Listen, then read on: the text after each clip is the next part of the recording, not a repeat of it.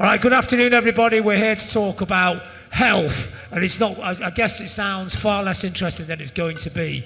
Now, I'm the oldest person here, so I remember growing up in a time when rock and roll was about being as unhealthy as possible. But time to change. Most people from that era carried on living, and there's a whole new generation who've got a different idea of what being in a band is. But there's still a lot of issues. We still haven't got this thing completely resolved for the musicians and for the people that run the venues as well. So what I was thinking before is the smoking ban actually made people realise that people in venues actually get ill as well, which I don't think anybody ever thought about in the 70s or 80s. But now the hidden killers are like stress, relentless touring, bad food, not sleeping very much. Some of those things are very entertaining, but a few years later they'll catch you up. So now we've got a panel here, so each person here is going to have a slightly different angle and a slightly different pitch on this idea of what health is, 21st century idea of venues, promoting music and being in a band, and what kind of considerations of health there are. So I guess start with somebody who runs a venue. Yeah. Do you want me to just say how Yes. we manage our stress what the levels? idea is you get 4 minutes. Okay. Yeah. So I suppose is everyone here venue owners and promoters? Most people, yeah. So our big stresses are late nights, managing stakeholders, the financial insecurities that we have to deal with, managing egos, workload management, people management, and what we do to kind of combat that is I'm actually a mental health first aider. I did a course to be able to sort of pick up on maybe signals or signs that my staff might be struggling, and so that I can do something about it. We use a really good workflow product management tool called Basecamp, which means that we don't have to have loads and loads of meetings and details aren't lost, which is what happens a lot that stresses people out. We do a lot of community stuff at the venue, so the staff can all go to that for free. So we do meditation, we do yoga once a week on a Tuesday, and the staff can go to that. So there's 5 of us that manage the Boileroom, and we have all done either yoga or meditation at one point, and we talk about it, and it's good. And what else do we do? Kind of apart from that as well, we encourage a community. So there is no huge pressure on one person's shoulders, kind of except for me. So the idea is with our team is if one person fucks up, they haven't fucked up, we've all fucked up because we've missed the signs that they were struggling or that they missed something. Why didn't we pick up on that?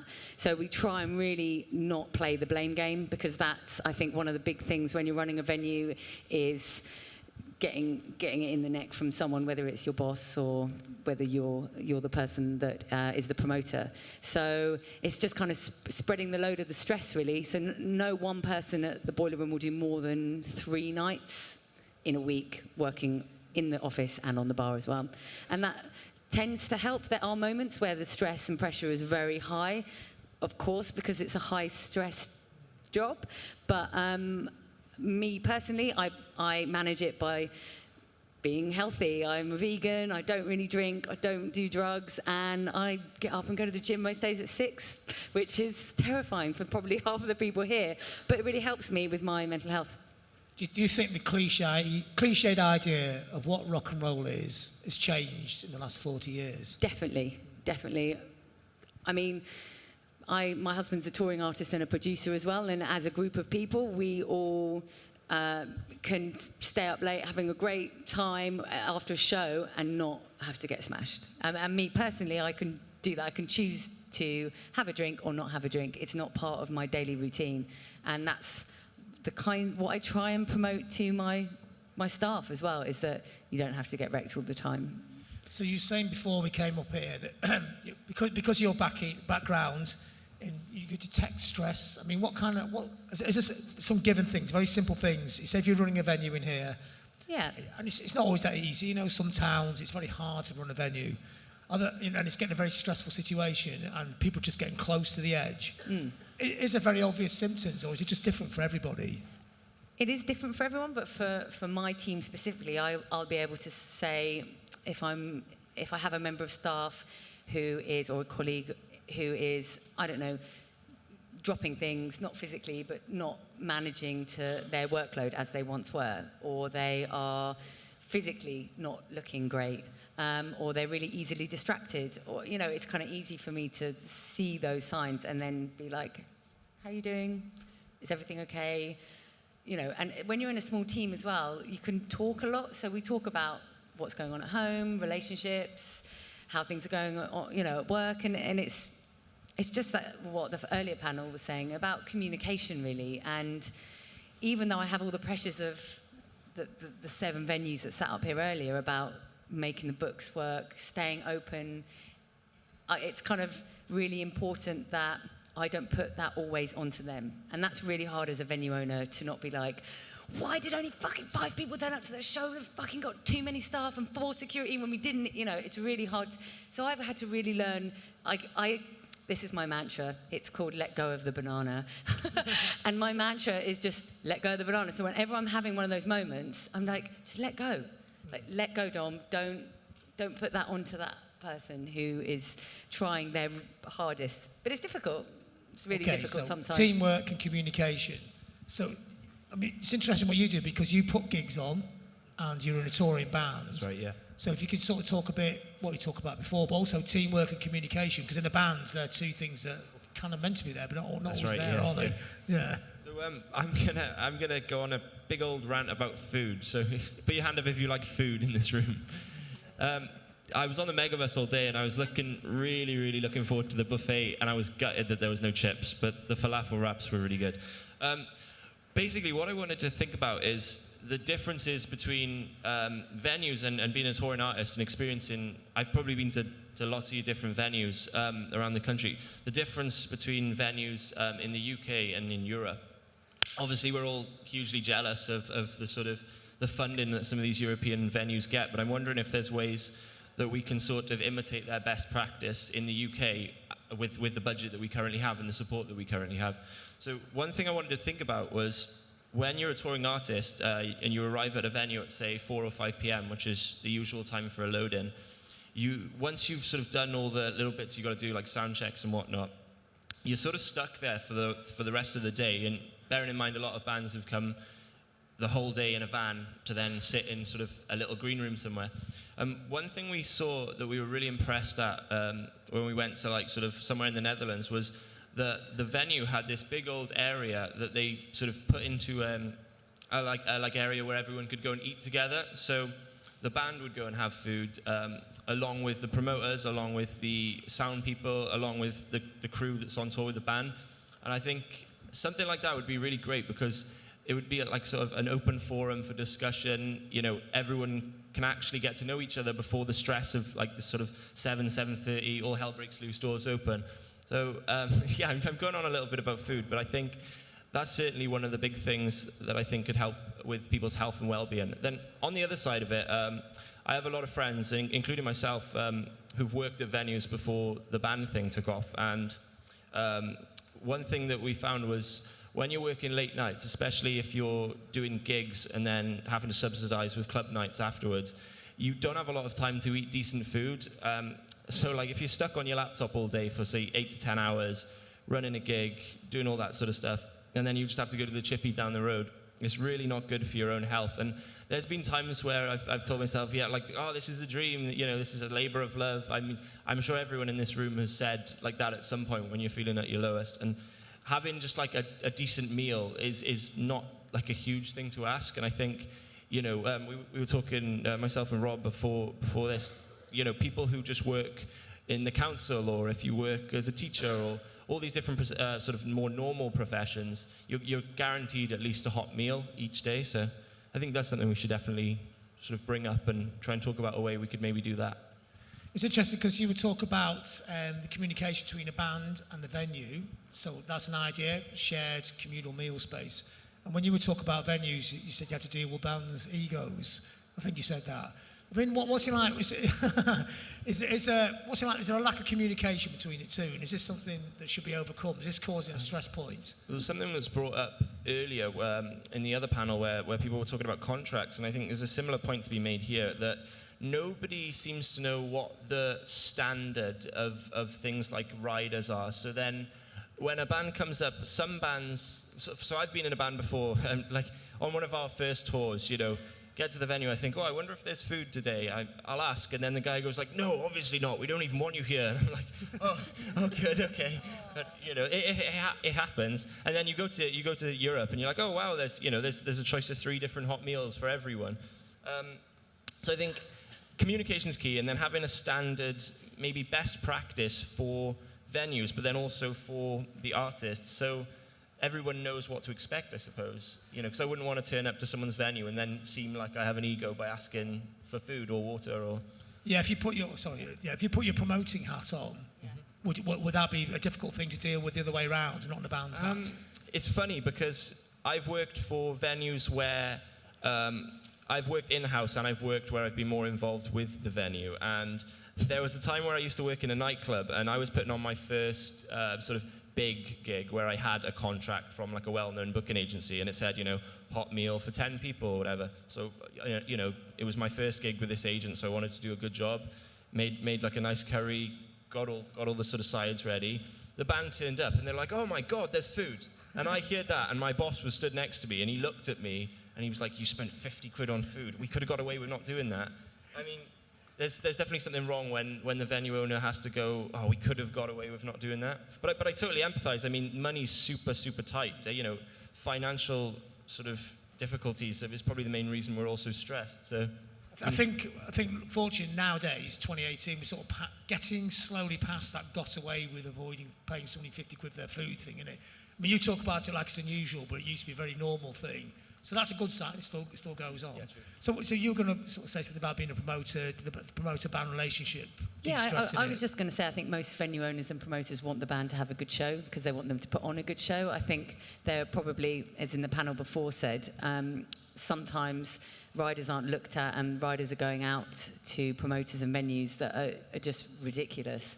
And the artist doesn't realise that they're paying for it, and we're running around town trying to find like a special brand of, I don't know, toothpaste or iron brew or a pair of tights or something for someone, when actually we could be trying to make a nice meal for you. Or the other thing is all the booze that's on there, like Barney said, comedy and folk, they get a drink each, but rock and roll, they get like a case of 48 beers, 2 bottles of wine and 3 bottles of spirits. I've always wondered that. Is that true? So it's only bands who play electric music loudly have way too much booze, but folk, I would have thought comedy would have more. I thought it'd be more terrifying. Yeah, but no, we do comedy and we do folk, and it's very different. How much of a rider gets left in the dressing room at the end of the night? A lot of the time, just find lots of hummus smeared everywhere, or just like little carrots. Find them behind the thing. So it does make you, if you think about it, if you get that happen like 200 nights in a row, you end up going, why do we do it? And so you're right, we do like a hot meal, and we'll do waters.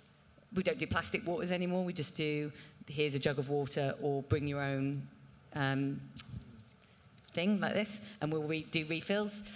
But yeah, that's what we do. It's kind of a reasonable amount, we think, to, because you're right, we understand that you've been travelling, and we want to make sure that you are looked after. But I think a lot of the time it's the people working in the venues. Like, if you just go and say, hi, where have you come from? How are you doing? What have you...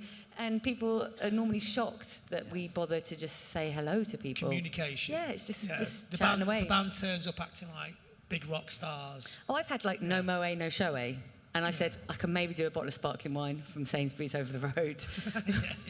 But like, demanding champagne in a 300-cap venue is just ridiculous. Even a more simple level, just walking to a venue, just saying hello to the bar staff, everybody, just being... It's teamwork, and it's communication and team to make the night work really well. It goes back to exactly what I said before. If everyone's in a good mental health space, then they're going to be cheery and happy. If they've got loads of pressures on them and they're miserable, then they'll just project that misery onto the band, and then everyone's miserable. Yeah, absolutely. And it's the same with the tour manager. If a tour manager turns up and they're just arsey and horrible, it makes it hard. Our like motto is kill them with kindness. So even if you're faced with that, still try and be nice to them, because eventually they probably will turn and it will be okay.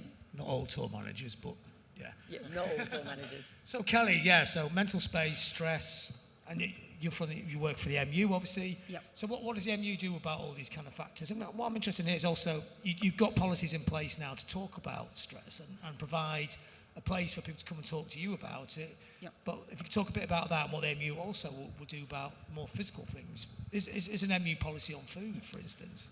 No, not generally. I mean, as a trade union representing quite a wide industry, we've got musicians working not just in music venues, but in orchestras, schools, colleges, theatres. So we tend to have lots of different collective bargaining agreements across different workplaces. But I think we've been really focusing a lot on artists working in small music venues in recent years, because we're aware that there's a lot of artists out there who don't really know how to conduct themselves, how to actually build a career, how to have relationships with venues, and what they should be doing in order to get gigs. So it is an area that we are quite concerned about. But I mean, our job really, we represent musicians, we work a lot behind the scenes, and I think we help musicians to look after themselves, and that's different to every musician. Each musician's needs different. A lot of musicians have different skills. Some are really good at the business side, a lot really aren't, and a lot of those don't know that they're not very good at it. And that's where we try and encourage, I suppose, and provide advice that's specific to the areas that musicians are working in, and that helps them to look after themselves. So that if they do find that they're not understanding something, or something doesn't meet their expectations, they've got something to refer to, because a lot of the complaints we get are musicians who aren't happy with, I don't know, a gig or a festival, and the things they're not happy about weren't agreed. It's just their expectations. So we try and get everything formalised, even for really small gigs. We say, look, if you're not going to use a contract, at least you use emails as a way to discuss what you need, and to understand what the other party needs. I mean, I think as well, for things like stress with musicians, there's different triggers. Some people do find the business side really hard. Some musicians thrive on having loads of work and having absolutely no time for a personal life. Other musicians find it very stressful to not have enough work, whether that's due to the finances of it or just due to the fact that they need to be creating and performing. So we basically try and deal with everyone on an individual basis. In terms of, like you said, about policies for things like mental health, we do have an equalities official who is looking into these areas at the minute, and I'm really interested in what Dom said about having kind of a dedicated person in a workplace, whether that's a venue or an orchestra or a theatre, who's actually concerned around these issues and who can actually identify issues. Because I believe we're currently trying to work on a mental health charter to offer to workplaces and employers in terms of having a mentally healthy workplace, which is to do with its own staff and permanent staff, and to do with visiting people like gigging musicians. So I think it's really interesting for us to sort of gather ideas at this point to see what's needed, because, like I say, it differs in different workplaces. What would that entail, the mental health charter? Is that like, say, you can't work more than a certain amount of hours a day or certain conditions? I think it's hard with hours, isn't it? Because it's easy to say to people, look, it's not safe to work more than this amount of hours. But if you've got someone running a venue pretty much solo, then it just won't work. So that's where I think we need to look at, I think, advice, guidance, and signposting people. So I have an idea. Great. That you could do like the mental health first aider course in music venues, and get MU to invite musicians in, and then the staff from the venues could also do the course. Because it's like you can do it in a day. I did it, I think it was a 2-day course, but I think you can do a day course. And it's a really good course. You know, it's just like scratching the surface of mental health. Which would be good and bad. An ideal situation, but probably not one can be replicated everywhere. So would there be a way of, like you said before, telltale signs that you could... Yeah, MU do clinics around the country in different venues, so you could do one of those clinics and then tag a mental health awareness first aider course on there as well. Yeah, we do more general first aid courses, so I think it is something we could explore, especially if we thought that there was an appetite amongst venue owners to actually access something, then I'm sure it is something we'd look at doing at our end, yeah. And what about the more sort of physical applications of health? You know, talk about the food and just a general wear and tear of playing music. I mean, I mean, for years that was part of the whole thing, really. But of course, now you notice everyone's dying off when they're 60 or 70. It's obviously been proven it wasn't that good for you, was it? No, I mean, I think food's a really relevant point, and I think it does affect people more than they realise. Sometimes it's something that builds up over time, and people on the road don't have time or money to eat as they might choose to eat at home. It's something that, again, it's really hard to enforce something. I mentioned earlier we have an agreement with the Association of Independent Festivals so that when emerging grassroots artists play at these festivals, if they're not being paid a fee, because we know that a lot of, early gigs, you don't get paid a fee at festivals, in that situation, artists should be fed and watered as an absolute must, because it's not just down to finances, because a lot of, it's not that artists don't have any money, it's just that how they might choose to spend it, people might choose to go and have a few beers as opposed to go and have a bit of food, which is nothing wrong with that. But I think if we are encouraging good practice and good well-being and looking after yourself, then things like food being a bit more, higher up the agenda and offered where possible, I think it's a really good starting point. I mean, in your experience at the MU, well, the problems that come to you, and this is not an accurate survey, but what's causing the most problems? Is it a massive build-up of stress-related problems? Because we are living more stressful times, and people actually know what stress is now. Because when I was growing up, nobody ever heard of stress; they just had it. But would people talk about that more with you, or is it more like the physical-related things, like the wear and tear and the food, etc.? I think the physical stuff is brought to us more candidly. People will say that they've got ailments or they've got issues, because we have arrangements whereby members can access, BAPAM, which is a service that it's specific for performers and people working in music, so it's a good health service that's provided to our members. But I think with mental health issues and with stress, people don't always recognise it in themselves. So whether it's, we attend, say, disciplinary hearings with people who are in employment and have issues with managers and things, people don't always see that they're stressed. And we might look at them, we don't know these people personally, so we don't know if they're behaving differently to normal, but they might show things that we think you appear to be stressed. But it's really hard to have a conversation with someone and try and signpost them to help, because you might offend them. It's a very sensitive issue. It might just be the way they are. They might always, show these kind of behaviours. But I think it does help. The more that we do around it, the more that we're bringing it out and encouraging people to actually look at themselves and take care of themselves. So people themselves understand. They can see the signposts themselves, yeah. And to say that, like Dom said, if you know how to identify certain, behaviours or, the way that people are conducting themselves, people might recognise that they have that themselves, and they just previously thought, oh, well, working in the music industry is really stressful, and it's just a given. I know there was a survey that Skiddle conducted recently, which probably a lot of you have seen. I think they surveyed 520 promoters, and I think 82% said that they experienced stress, recently. 67% of those was like anxiety. So I think some people are able to actually identify it in themselves, other people aren't, and that's where the more that we can do as a kind of blanket thing across the industry, more people might actually think about it and whether they are looking after themselves. Question for you really quick. In terms of the Musicians Union, obviously having a lot of friends who are musicians and myself being a musician, I only recently discovered the MU through, there was a thing going on in Cardiff. It was like a collaboration between PRS and the Musicians Union, like an open day where you could drop in and ask questions and things.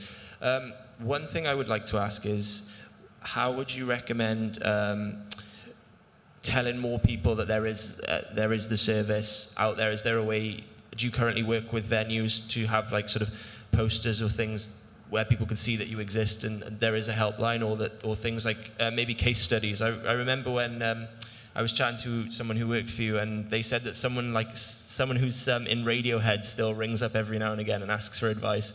And it's nice to know that there is someone to speak to, especially when you're doing a career that's sort of really different to the norm, and there's no sort of right or wrong way to sustain yourself. Like Robb was saying earlier, being a musician is sort of surviving. Your band's been going for longer than I've been alive. Way too long. Yeah. So, I mean, it really does help ringing the line, and it'd be good to get more musicians on board to do like maybe case studies of how they've helped if people were willing to be that open. Interesting idea. Get more musicians. Get more musicians to talk. Yeah, maybe. I mean, even having Ellie up here earlier from Panelists to talk about today, you know, it's really cool to see that musicians are aware of what's going on. And I just want to pick up on the point that there is something there for musicians, but there's nothing for venue owners or promoters, and that's what most of the people are in this audience.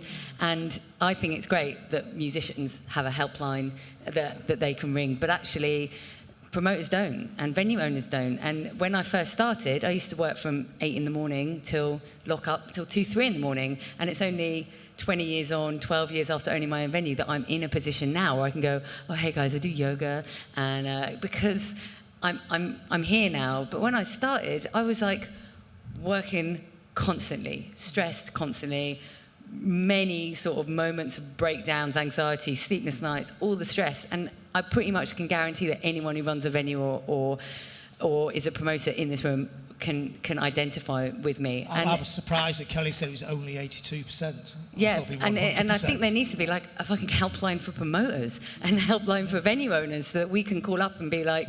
Or even the same helpline for both, because I think a lot of people are on both sides.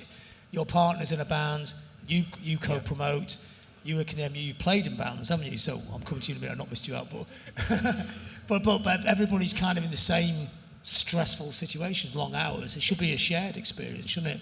And the other point I'd like to make is, you said before, that it's the invisibility of people working venues is a problem, isn't it? The people that run the venues, the people who work behind the bar, the people on the door, the people who do the sound, whatever, they do tend to be invisible. The band's obviously much more visible, so their problems are more obvious. But it's the people in the shadows we have to look after as well. You're saying, you turn up at 4 o'clock, but I've been at the venue since 8, and I haven't eaten since 8 in the morning because I've been... Well, he started at 8, so he was stuck in traffic jam in Cardiff. And I've been there too, in the van, driving too, but people don't necessarily, artists might not... You're really aware, but a lot of artists won't necessarily realise that we've already cleaned the toilets, mopped the venue, you know, done all this other stuff, and you get there and then you have an artist who's like, well, I'd like this, this, this, and this, and you're like, oh, and then you open doors, and I think your idea of everyone sitting down is a great idea, and it should happen. It's just that I know, like, my team, we're so small, we just have to work until close of doors, until we've mopped up. If it's a 10 minutes, almost forced thing, like, you know what, this person cleans the toilets, you're the singer, you're the driver, we're all equally important. One person doesn't turn up, we don't get this night. It's just something where everyone... I know it sounds like bloody Boy Scouts or something, but it's kind of important, isn't it? Because people, especially British people, are not very good at meeting each other, are we? So somehow somebody's got to force these little handshakes, haven't they? So I think it's a good thing, communication and teamwork, maybe a little thing to help stress. But obviously I'm talking as a complete amateur here because you're somebody who understands how to deal with stress, and you work for an organisation which is very steeped in it. Yeah, so I work for Help Musicians UK. I'm the head of health and welfare, and the charity has supported people in the industry for nearly 100 years through various health crises in older age and with kind of ongoing health issues. And around sort of stress and health and well-being, in 2015, we did a survey of the kind of health and well-being of musicians and producers, and one of the big kind of things that came out of that was the sort of precarity in mental health and well-being. So that's kind of led to a much wider piece of research we did, which was called "Can Music Make You Sick?" in 2016, which led on to us developing the support line. And incidentally, you are eligible for support through the charity, so if any promoter wants to talk to anyone, then the support line is there for anyone in the industry. And the support line is set up as a listening ear in the first instance, but from that it can lead to, after assessment, mental health kind of interventions through therapists. So that's one element of what we offer, but there's a much broader service available to people. So a lot of people apply to us in crisis, so they are on tour and they've suffered a health issue or something has fallen apart and they don't know how to, they have no means to get back to the UK, or they have a serious health issue and they've got no means of paying for it abroad, or they don't know what they need and they don't know how they can access the right kind of sort of health assessments. And that is our core support. But what we've noticed over recent years is obviously the rise of the vulnerabilities in social welfare as well. So people are surviving on less in the industry. People are struggling more with stress and anxiety. That came out of our survey. So we're trying to develop services that hopefully reduce the impact of some of those kind of precarities so that people are able to access support at an earlier stage. And develop kind of educational support structures. So we have a new fund called Do It Differently, which is a kind of creative grant for anyone sort of emerging or developing kind of talent. And its main focus is obviously to fund the development of someone's kind of product, or through, so whether it's a tour or through recording, a recording process. But there are bolt-ons to that which are around well-being and business support, which really focus in. We do that in partnership with BAPAM, which really focus in on this idea of developing sustainable well-being and making sure that everything you're doing within your projects, your product, is it reflects the fact that you're valuing your personal health and well-being. So, I mean, what kind of practical things can people do before they get in a situation where they have to come to you? You know, is there things? Small things. I mean, what small piece of advice do you give to people to de-stress situations? There's probably lots of advice. Sorry, but I think probably the more important thing at the moment is that people aren't being supported and educated at a point where they can kind of manage a process which which then impacts on their career, so they can actually develop sustainable careers. So people are entering into careers without any advice around how to maintain what they're doing, and that's also in a kind of monetary sense as well. So we're getting a lot more people applying to us in terrible states of welfare crisis where they've been made homeless, and and these things are becoming much more common. So I would say actually finding routes into educating people earlier on and supporting people to benefit from the knowledge that exists out there through peer-led support would have such a huge impact. The problem with that is that's easier to talk about potentially in terms of institutions, so educational establishments, but we know that most of the people working in the industry don't come through the educational establishments. The vast majority of people are grassroots and come through their own experiences. So reaching that audience and that target audience and people at a young enough age to have the impact is difficult.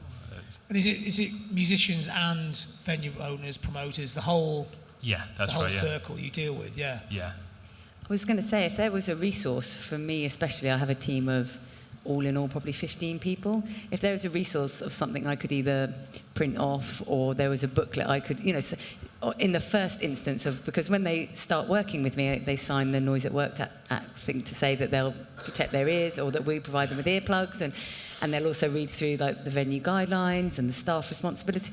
So if there was something that was kind of, and there's also this as well, that would be quite helpful for me as a venue owner, because it is tough sometimes to know where to signpost people, or even I didn't even know, I knew about the telephone number, but I didn't know it was available to promoters and venue owners.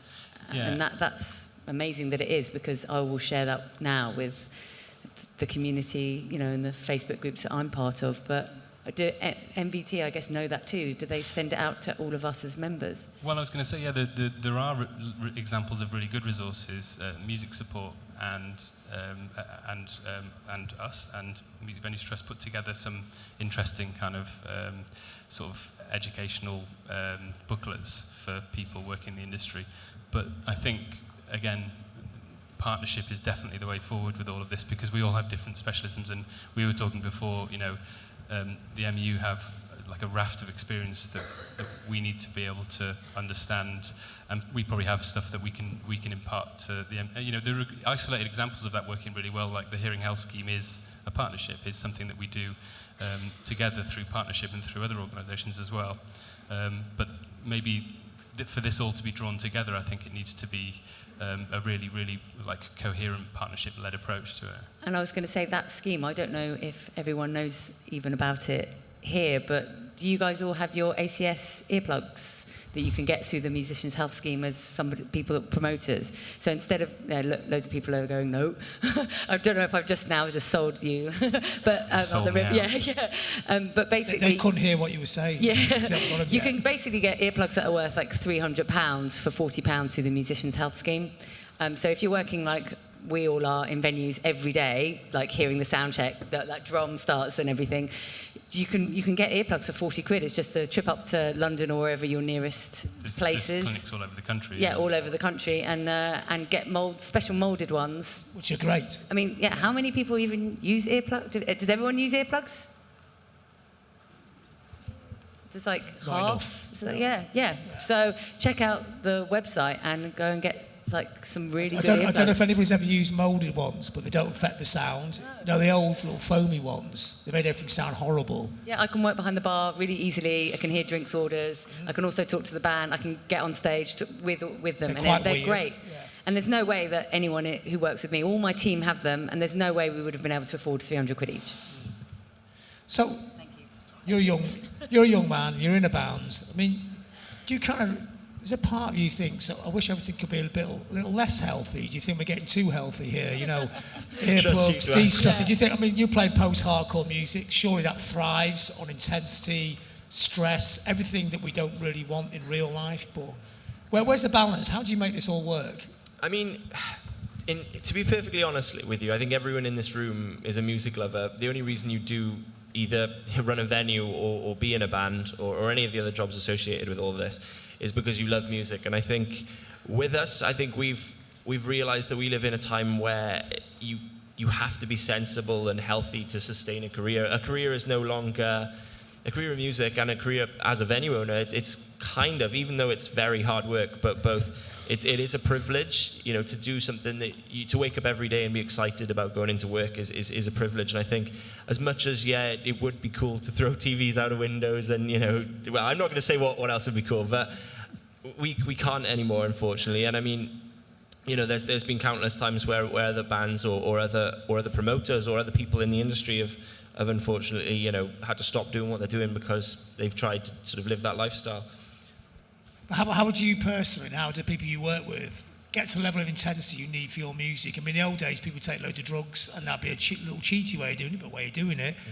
But how would you do it now in more sort of sensible times? I think for us, it's and like running a venue. Like I said, I've been involved with venues since I was about 15. You know, I used to go in, build a stage, sweep the floor, run the club night after, so I could put the gig on beforehand.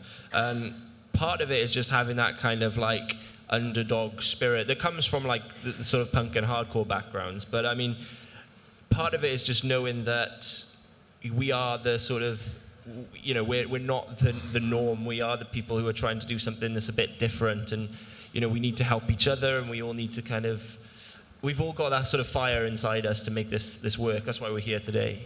So in a way, what people used to, you would see as being a cliche they were trapped in, or would you say that was a necessary thing at that time? I think it's tricky. It's a tricky one because, you know, there are still people who might be able to pull that off. I just think, I mean, oh, mate, I think people are a lot more in touch with their emotions because of social media and being able to vomit everything we feel about everything all the time to everyone in the world. So I think a lot of artists can kind of access it maybe a little bit more easily, maybe. I don't know. Certainly from my husband being an artist, I know he doesn't have to do loads of drugs and get pissed to be able to write quite heavy music. Mm-hmm. But he can just access something. So he just channels some kind of energy that he So the level of intensity is still there. Definitely. We've progressed to a point where you don't have to make yourself really ill to get to the level of intensity required for the music. Yeah. I think it's about that cognitive evolution of being able to say, I don't need a substance to be able to let go. I can do it. I can go out. I can crowd surf and stage dive, and I don't need to be wasted. Yeah, that's very true. So and if you can do that, it's like your peers going, awesome, that's really cool. Not, oh mate, get fucked up, get drunk and let's get wrecked. The band I'm in only started to go well when I stopped drinking. Like it's actually Edge Day today, which is a day where people celebrate like not drinking or doing drugs or anything. And I think by putting yourself out there and kind of being like, look, I'm just going to focus on my one thing. You have that like aggressive kind of spirit to just kind of do it anyway. If that makes sense. I mean, is there something, Kelly, that you found working with the MU that the types of musicians have changed, the way people treat the lifestyles change over the years? I don't know. People don't really talk to us in that way, really. I don't know. I mean, I've noticed it myself. Maybe because you're part of a big circle of musicians in Manchester. You know, we all know each other and that. I think it does seem to be a bit less boozy in a lot of respects, and I don't know. I just think I guess things change, don't they? Cultures change and things are cyclical. Maybe it'll come back again. I mean, I don't know. I suppose it depends as well on the band, doesn't it? All bands are different, but yeah, it's not something people talk about to us. I mean, we did the festival's sort of code of practice that I talked about earlier. We did include a clause in that just saying that artists shouldn't be performing whilst, under the influence. It wasn't saying you can't have a pint. It was just saying don't get totally pissed or take loads of drugs, because we think that's okay to go in an agreement between, festival bookers and artists, because people shouldn't be performing, in a clearly, that's not a great state. difficult one to call, though, isn't it? It is, but I mean, I think if you're going to have something in place to encourage kind of expectations and people knowing what the other side is expected to do, then I think it's relevant. And it's not, like I say, it's not saying you're not allowed to have a drink. It's just saying don't go and get so pissed that your performance is really bad, because you couldn't run a venue. I couldn't turn up to work at 8 and decide to just step behind the bar, drink all day, and then try and put a show on and look after 300 people's lives, because that's what ultimately we're doing in the venue. Because you can't do it. You're going to come a cropper at some point every day. If I was drinking behind the bar every day, it's not sustainable. And I do know publicans and promoters who enjoy the lifestyle, but it does catch up with you. Something else will come a cropper at some point. It's the weird dichotomy of being a musician, because some of the worst performances I've ever seen are people off their heads, but some of the greatest have been people off their heads as well. So it's quite a fuzzy area, this, isn't it? You kind of have to say, please don't fuck yourself up, but I'm not going to stop you. I think, but to be honest, the context I'm talking about is for emerging and new artists. And if you're a new artist, you shouldn't be getting totally pissed and playing. I don't think you should. Like I say, it's not saying don't drink. It's just saying be a little bit mindful, because it's not really the responsible thing to do. I mean, is that difficult for the MU? Because you don't want to be accused of being like a nanny union, do you? No, I know. No, I think, and like I say, this is just in context of one code of practice that we've got, where we had expectations of the other side, which is, the Association for 65 Festivals, where they're committing things to us and our members, and they felt that this was appropriate in return. And so you have to look at it in context of the agreement, not just as a kind of, the MU says don't drink. It's not that simple, It's interesting that somebody runs a venue this, and because you're kind of saying to people, please come to my venue and drink, but don't drink too much, or where's that balance go? Because again, that's looking after the punters' health, the people coming to the gigs as well. It's really difficult. It's really difficult, because we have to do student deals, we have to encourage people to drink, but at the same time we're like, please can you now go home at the end of the night. So it's a real struggle. But the alcohol pays for everything, doesn't it? And we have, not for us it doesn't, we have other income, but wet sales are important for venues, but we have other things in place. So we have free water on the bar. We will, if we see someone that's looking like they've had a bit too much or that they're vulnerable, we have a process in place. So we encourage people to drink, but we don't do irresponsible drinks promotions, which is what's on our licence. And we will look out for people as well. Because especially the young ones, we have a lot of other events that we do at the Boileroom, like Freshers' Fairs or sixth form college events, and they all go and pre-drink.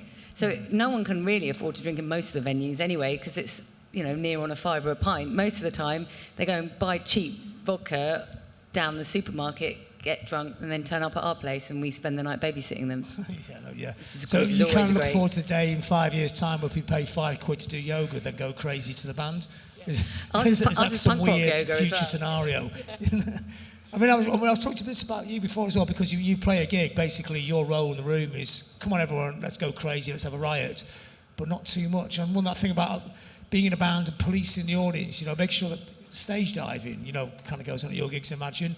How do you make people completely lose themselves in the music but not destroy themselves? It's a real grey area. I know a lot of people don't seem to... I'm in a band, and people jump off the stage for us and things, and we don't actually have our own public liability insurance, and I don't know whether that's something we should have, or whether it's something our agent has, or whether it's the venue.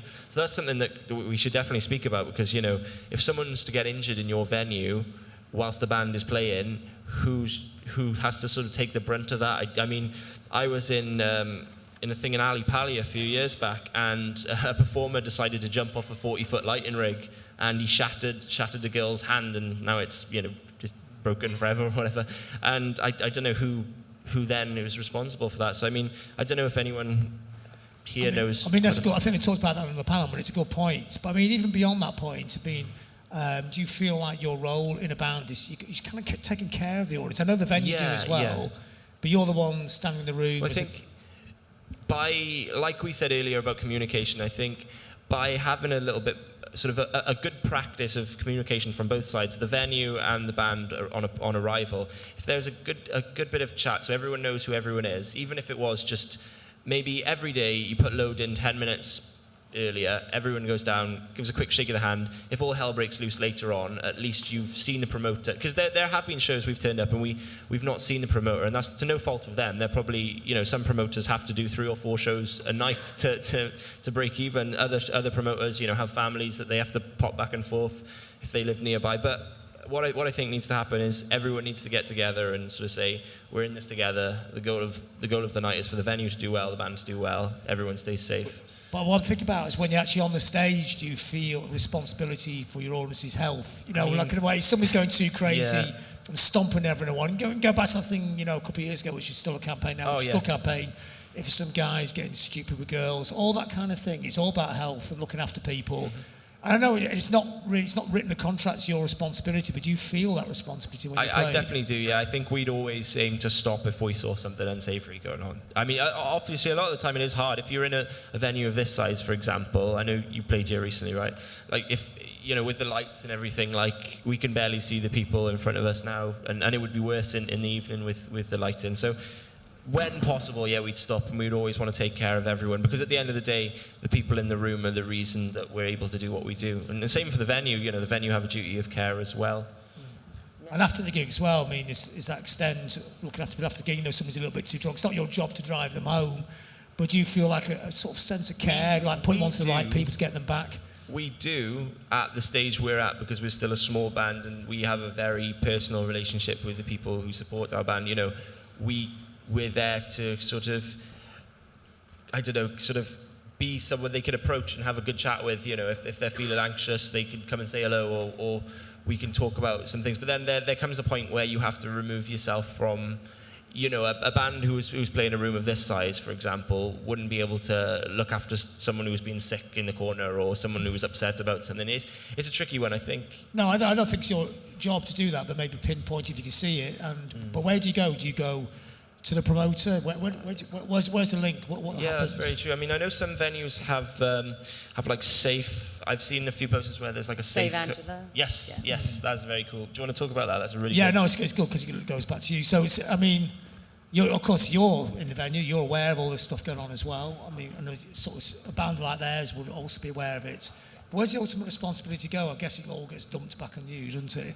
Yeah, doing your yoga. Yeah, it does. Thank calm. You. Yeah, we're going to have a panic attack. No, it does. And all the years of putting on shows at the level that I do, I find that a lot of the time there's kind of like social policing that happens. More so, you can have as many security in a room as you want, but actually a lot of the time the crowd will, at our level anyway, police themselves. We have actually had a crowd kick someone out of our fire doors before for being idiots.